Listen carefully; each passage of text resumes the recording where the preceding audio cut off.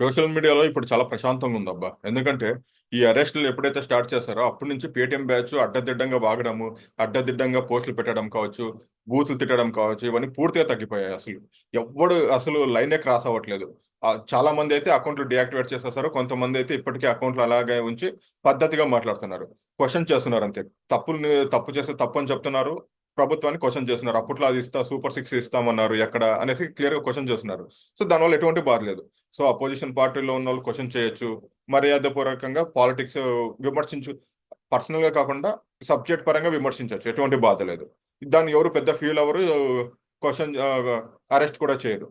So ఇప్పుడు ఈ అద్దు దాటి అనవసరంగా పర్సనల్ విషయాలు పోయి పర్సనల్ గా తిడితేనే ఇట్లాంటి బాధలు ఇట్లా అరెస్టులు అన్ని జరిగేది అనమాట. ఎందుకంటే జగన్మోహన్ రెడ్డి గారు అప్పుడు అధికారంలో ఉన్నప్పుడు జస్ట్ క్వశ్చన్ చేసి ఎత్తుకుని పోయి వాళ్ళని పిచ్చోళ్ళని చేసేసేవాడు. లేదంటే అరెస్ట్ ఆడవాళ్ళు ముసలి వాళ్ళని కూడా చూడకుండా అరెస్ట్ చేసేవాళ్ళు. కానీ ఈ ప్రభుత్వం అలా కాదు. ఓన్లీ బూతులు తట్టిన వాళ్ళని, అద్దు దాటిన వాళ్ళు మాత్రమే టార్గెట్ చేస్తుంది. సో ఇప్పుడు భయపడిన ప్రతి ఒక్కరు మర్యాదగా ఇప్పుడు ట్వీట్స్ మర్యాదగా పెడుతున్నారు. క్వశ్చన్ చేసేది కూడా మర్యాదగా క్వశ్చన్ చేస్తున్నారు.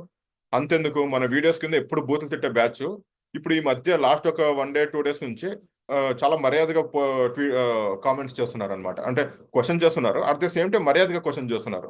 సో అది చాలా మంచిది అసలు. నువ్వు క్వశ్చన్ చేయ తప్పులేదు. అంతేకాని బూతులు తిడతాము అంటే మాత్రమే ఇలాంటి తలకాయ నొప్పులు అన్ని అసలు. సో ఏదైతే ఏముంది జగనన్న మళ్ళీ పవన్ కళ్యాణ్ గారిని గెలికి చాలా పెద్ద తప్పే చేశాడు. ఇంకా జీవితంలో ఇట్లాంటి పని చేయకుండా ఉంటే మంచిదన్నమాట.